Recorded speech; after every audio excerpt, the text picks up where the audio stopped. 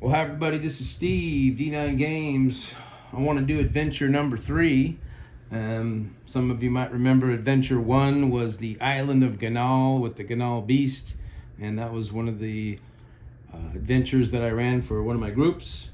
Adventure number 2 was the island of Erland, and I showed you how I mapped that out. This is a similar situation here, but this time I'm going to do a dungeon.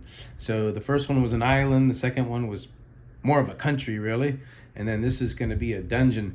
The top will be the surface level, which you see here. This is a graveyard in Cowelyn, which in our Albion setting is in the southwest section, mostly inhabited by the Corrigan. So I'm going to run a dungeon which is below the graveyard in the center of Cowelyn, the city of Cowelyn. Now, not only is there a graveyard, but in this scene here, I imagine maybe more toward the camera would be the temple. Not too far, maybe 100 feet or something is the temple, and then of course next to the temple will be the graveyard. So a couple things I did in the encounter, which was it was awesome. We ran this yesterday where they actually completed the dungeon, so I felt like it was a good time to run the video for it, so I didn't throw any spoilers out there. But we ran, and I made a couple of rolls for, they popped up out of this tomb in the graveyard, and this band of goblin that you see to the right with the ogre were actually patrolling outside the graveyard. The idea originally was just to have them going by for some flavor of view. So as they pop up out of this tomb, I actually rolled for the time of day, and I rolled 3 a.m. So in the fall, up in that neck of the woods, it's pretty dark, but maybe a couple hours from sunlight. So at 3 a.m., this patrol was just crunching through. They like to operate more at night, and then during the day, they're more underground or kind of resting. That's just how the goblin and the ogres operate. So I rolled for time. It was 3 a.m. And how I did that physically would, I rolled odd or even. Odd would be AM, even would be PM. So I rolled AM, and then I rolled the D9, and it would pretty much just be 1 a.m. through 9 a.m. That's just how I did it, and rolled a 3. So 3 a.m. and I kind of got the vibe of what everybody, or I explained how 3 a.m. might feel. There was actually kind of a dry wind blowing, and then I said, but let's see how powerful and what direction the wind blew. So of course I always like to roll these, and I roll it, and I actually rolled an 8, and it was pointing from the middle of my map. It was pointing directly to the entrance to the graveyard over here. So I said, wow, 8 out of 9, that's a stiff wind blowing pretty firm right from the tombs to the entryway. And so what caused to happen is the ogre was able to smell the adventurers because of the wind and the direction. It was right on him coming from where they came up out of the tomb, and they'd been under for a few days for sure. Actually, I think they were a week plus in the Underdark or in the underground. So that's how I run. I run kind of like a Black Sea, which I've seen from other YouTube personalities. And then in there, I can have them traveling different places and pop up in different places of Albion. But I rolled for the wind direction, the wind's power. I rolled for the time of day, and that's what triggered this encounter. So this wouldn't have even been an encounter. Like I said, they would have just been walking by. They would have maybe held up, waited for them to pass, and then tried to make way because they had some rescued prisoners that they're trying to get to the keep in Cowelyn. And then a little backstory too, the goblins have occupied this based on the absolute devastation of the war between the Romans and the vampires and the Corrigan. And then of course a lot of the Corrigan migrated over into the east toward Timbersprout. So this is really land for the pickings, and so the goblins just took over. They're in the underground, they're in this dungeon that I'm going to show you, and so that's kind of what this scene is here. So this is them popping out of the tomb, and then the ogre catches wind and then says, go check it out. And then sure enough, one of our players had a lantern going, and they're like, well, what's that light? The the rogue failed a stealth check, or what's that movement, and it was awesome how it played out. So that was the scene and the situation. Now on to adventure number 3, which is an 8 level, and if you count the top here, this top graveyard scene, it's going to be a 9 level dungeon. So I'm just going to read all my bullet points down the line, and I just drew this up in about 10 minutes as I was thinking about how this went down. So you got adventure 3, some of the foreshadowing, the dungeon under Cowelyn. So the top is the Corrigan graveyard, and of course, like I mentioned, the temple, and there's my 3 bullet points. And then level 1 would be going down through the temple or through the tomb to level 1. There's my 3 bullet points, and then 2, 3, 4, 5, 6, 7, 8. And I'm gonna read those.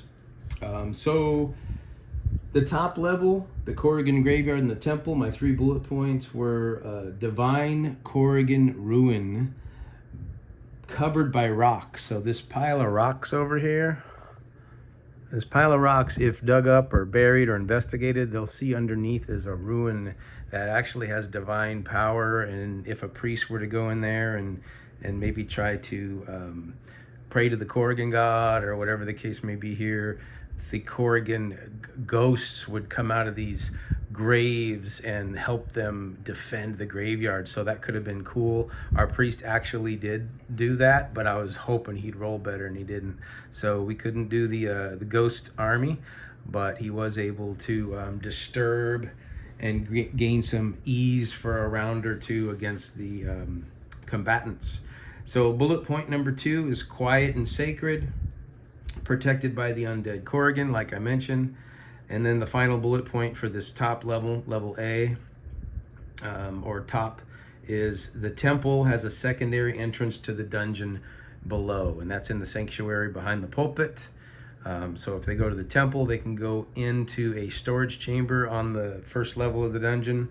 If they go through the graveyard, they go into more of where the Corrigan miners would go. It's kind of a secret entrance, so they can keep things quiet if somebody were to catch wind of their mining operations and all the gems that Corrigan can tend to mine.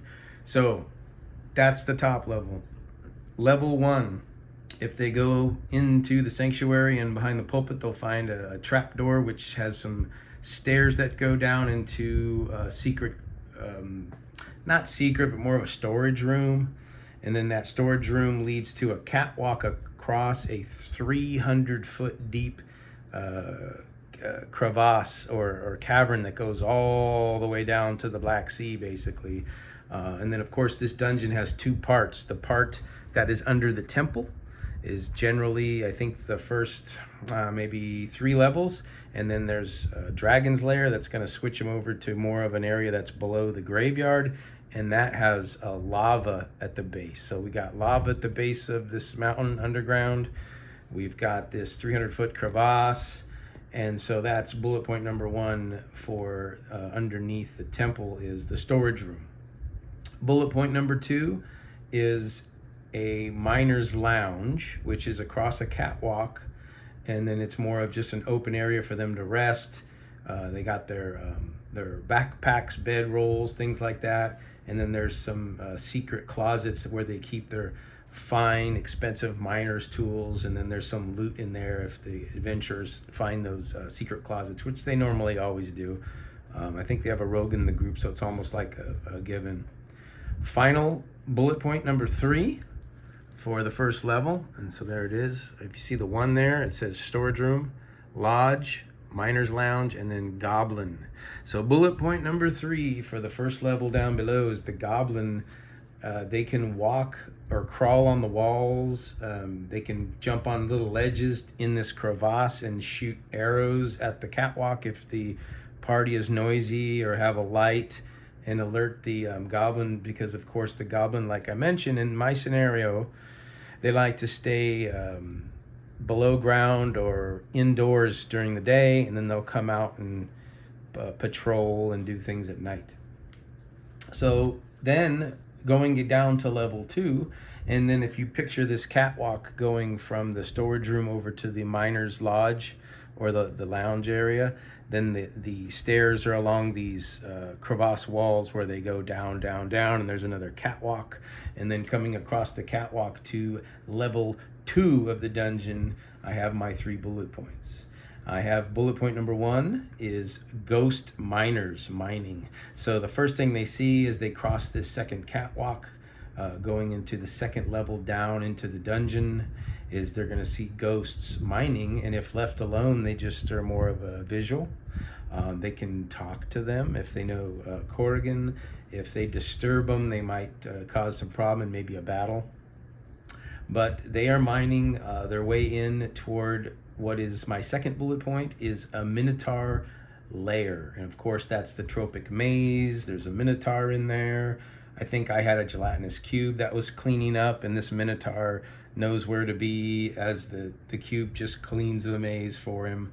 He's got a lair with loot, and I did put one of the teeth of the dragon in this Minotaur lair, and neither one of my parties, they both made it to this lair Tuesday and Wednesday. Neither one looted the lair and found the tooth of the dragon. So we were kind of laughing about that, me and my son, because I like to tell him how everything went, and I don't feel like I'm giving away anything because he's not playing in the 2 of my games. There's 2 exits in the Minotaur lair. One exits into a dragon lair, and it goes down like a sloped walkway down into the dragon's lair. The other exit goes out to the outside of the underground mountain. So this dungeon is 8 levels deep, and it's like an underground mountain where there's a beach at the bottom, and then there's the Black Sea, and so it's 300 feet high to the ceiling of this underground area, if you will. But the second exit from the Minotaur's maze goes out to a cliff that also allows them to travel up or down the outside of this mountain. Now, of course, that ledge is only 2 or 3 feet wide. It crumbles, it's dangerous, there's a lot of wind out there. So I wanted to give them an opportunity, if they wanted to skirt past some of these levels, to do it on the outside, but it's very dangerous. And if they fail a roll, they might be hanging from their fingertips looking at 200 plus feet down to the beach. That's almost an instant death. So, but that's that. Of course, the other exit out of the Minotaur maze goes into the dragon's lair, which is area 3 and 4, or levels 3 and 4. Final bullet point for 2 is prisoners. So there is a bit of a cell in the Minotaur maze where the Minotaur is in charge of collecting these prisoners from the goblin and throwing them into this prison. And inside the prison, I had 4 Corrigan and 1 elf. Now, the Minotaur was killed in the summer by my first group, my higher level group. So when my lower level group came in here, they came in after the fact. So the Minotaur was dead in the middle of the maze, but they never found out. So they never went to the middle of the maze to find the dead Minotaur, which would have made easy pickings to loot his lair, but they didn't know. They were trying to get out of there alive. My Tuesday group entered this dungeon from the top, and they never went past the Minotaur lair. My Wednesday group entered this dungeon from the bottom, the beach, and they went all the way to the top. So it was fun to run 2 different groups through the same dungeon. It was actually a blast. So anyway, back to the prisoners as my 3rd and final bullet point for level 2 of the dungeon. The prisoners had an elf among them. The Corrigan were in a bad way. They'd been down here for several weeks. They were tired and sickly and just starving. So this elf was keeping them alive with his blood. So the elves in my campaign have fragments of moonstone in their blood, which can be like a healing property. So my characters saw the elf administering some type of blood to the Corrigan, and they were thinking, oh God, what is this guy, undead? Is he a vampire? What's going on? So that made for some fun, like intrigue and some questions. Okay, level 3 and 4 is 2 levels deep. So it's every level's about 20 to 30 feet tall, and this one is 60 because it's a dragon's lair. Of course, there's a window or an entryway into this lair way up on the wall, so the players wouldn't be able to get to it unless they found a way to climb or use ropes or something. But there's two dark blue dragons here. And there's, like I said, there's a window, a high up window to the outside, and then you would get lightning flashes in the Black Sea Underdark. You get lightning flashes every so often, which lit the room up, and they could see the dragons. And then it would be pitch dark, and then they would see the dragons, and then it would be pitch dark again, kind of like I did on the beach. So I kept the same theme. Two of the blue dragon babies were hurt very badly, and in the case of my Wednesday group, it's because they pretty much almost killed the baby dragons, and that's why the mom was pissed at them and attacked them. And she took the baby dragons back up to her lair. She was able to get them alive, and then that became some role play where our player characters actually healed the baby dragons. So there's an RP opportunity there for my second bullet point. Third and final bullet point for my levels 3 and 4, which is the combined dragon lair level, is buried treasure. So there's a big mound that they would climb over to exit, and based on them helping the dragons said, okay, be gone, and they just walked right over the treasure and out, but they didn't know it was there because it was buried. Going down deeper, level 5 of this dungeon under Cowelyn, I have my 3 bullet points. Tomb of unknown humanoids. So it's kind of like a mummy tomb, but they don't know what a mummy is, or they don't know anything about what culture might wrap their dead in wrappings like that, because they're all from Albion. But there was a side chamber with altar and some ceremonial candles and different things that had been gone out for a long time. And inside one of the sarcophagi was a mummy. So I was able to have the mummy pop out if the glyphs were disturbed. And then my third bullet point for 5 of this tomb was glyphs. So if the glyphs are disturbed, or even if you're trying to read them or you're too close, that would get the mummy and all the other tombs, and the undead would attack. So level 5 was pretty good. And the reason I thought this was cool was because my priest had taken in the off-season cleric, which opened turning undead. So I was considering that as I designed this for him, and he had a blast turning these things back to the grave, they call it. So that's number 5. 6 of 8. I got my 3 bullet points. Going deeper into the dungeon below the tomb, I have 3 bullet points. Number 1 is goblin community. So this is kind of where the goblin, where their young and their vulnerables are. Then they kind of come up through the outside of the mountain to the top where you can see the graveyard here. But this is the main goblin community, 6 levels down in the dungeon, which is about between 150 and 180 feet down. I have a collapsing floor with lava below, because now we're on the lava side of the underground dungeon. And then my 3rd bullet point was gelatinous cube from a side chamber. So I had the goblin community. I had this these little passages between the community and this one room where the collapsing floor was happening, and then the gelatinous cube was in between, kind of cleaning up different paths over there. But anyway, those are just my 3 bullet points. And then, as you know, the 3 bullet points are simple, and you let those just fuel your creativity to come up with a lot of things on the fly. So running through this dungeon, I'm giving you about 10% of the information. 90% happens at the table, where people react to these things, and you make rolls to see what happens, and timer dies and stuff like that. Okay, below the goblin community and collapsing floor level, go to level 7, was a ritual room. So this is a room where they do rituals, and of course here we are with these goblins again. They actually were sacrificing a Corrigan. They were making a to-do about it and tying them up and throwing them into the lava, hoping to get a representative or one of their gods, or a representative of their gods, to come and they could worship it or whatever.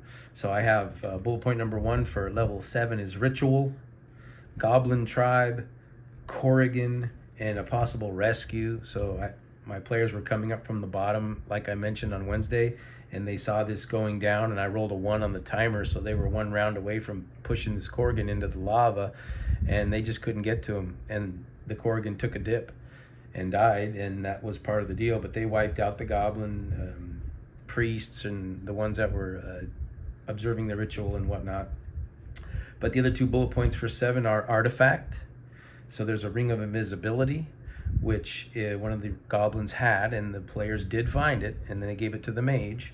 But this ring of invisibility, if abused or overused, immediately summons the devil, a devil, I should say, that they were actually performing the ritual to summon. So I have my third bullet point for 7 is the devil is summoned and could appear later. So when they got back to this graveyard scene, like a couple weeks later, the mage put on the ring, turned invisible, was able to do some attacks with it. And I said, yeah, sure, you can attack with it. And I made a timer die roll. It turned into and I roll a D9 and divide it by 2, because I kind of like the D4 timer die like Runehammer uses. And they have tons of awesome information. If you haven't looked at the Runehammer, the Drunkens and Dragons videos, do that. Hank Infernale is awesome. So I divided my D9 by 2. I turned out to have a 3. So in 3 rounds, this devil figure was going to come and have a conversation with the mage. And it turned out to be, do you really want the ring? I'm going to let you keep it, but you're going to need to make a deal with me. So deal with the devil got mixed into our final dungeon under Cowelyn gameplay, which was yesterday. And then the final layer, or the final level of the dungeon, was level 8.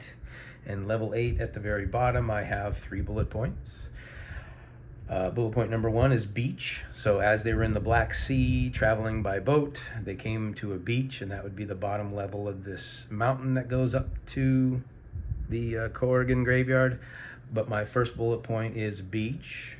Quicksand, so I put a couple of little hidden quicksand pits out there, and then sand golem. So one of them fell in the quicksand, the party was pulling him out, and then something grabbed his foot and tried to pull him back in, and then the sand golem popped out, and they battled the sand golem. It was kind of cool.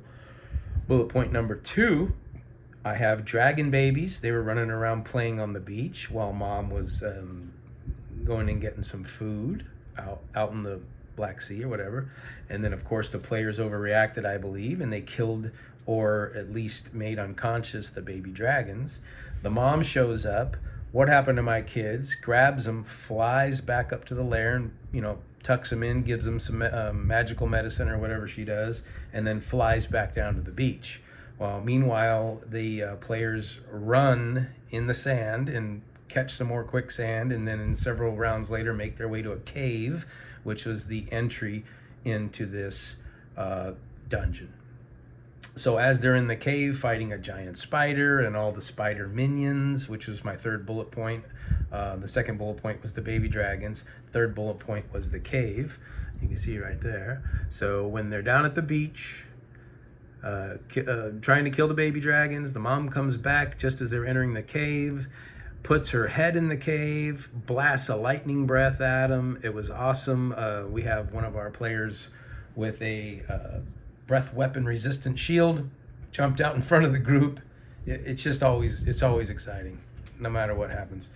So, and he was able to obviously survive because they made it all the way to the top, but their first encounter with this dungeon under Cowelyn was on the beach, into the cave, through the ritual level, through the goblin community and collapsing floor level, through the tomb, the dragon's lair, the minotaur maze, and they did not go to level 1. They actually went out to the outside and climbed up the outside to get into the graveyard as opposed to into the temple. So that is our adventure number 3, the dungeon under Cowelyn. It's 8 levels, including a dragon lair and all kinds of exciting stuff, and loot, and a tooth of the dragon, which is one of the 6 sword artifacts in our Twilight of Fae campaign. And then our players got to survive this encounter here with the ogre and goblins, and they're currently traveling from here to what these Corrigan prisoners call a bit of a keep in Cowelyn, which they're hopeful that that's the last safe place for them to get to. So next week we'll pick it up on the trail from this graveyard to the keep. And that's it for adventure number 3, the dungeon under Cowelyn. I hope you guys found a couple cool pieces of information there. It's fun rolling for the wind and for the time and timer dies and throwing all this stuff out. But that's really how I prepare a whole dungeon. It takes like 15-20 minutes, half hour tops, And when I prepare for next week's session, I'm going to do bullet points the same way. On the way, there's 3 bullet points. If they veer to the north, there's 3 bullet points. If they veer to the south, I gotta have 3 bullet points. And then, of course, if they get to the keep, I'll have my bullet points for the keep. So that's it. Hope everybody had a good time listening to this one or picked up some good info. I hope you all have a nice week. And until next time, peace.